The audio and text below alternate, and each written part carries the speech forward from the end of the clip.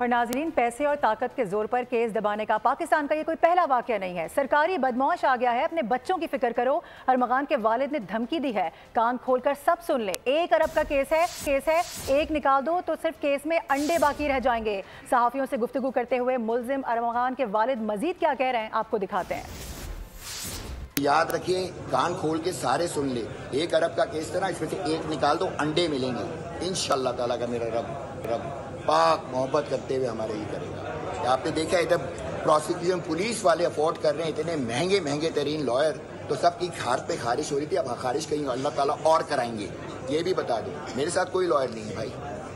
वो DSP एहसन जुल्फिकार घर में कूदते हैं, जरक्षा था का केस है अगवा का, हिजरी थाने की हदूद में आते हैं, रोजनामचे में एंट्री होती है कि 50 फकीर पकड़ के लाओ।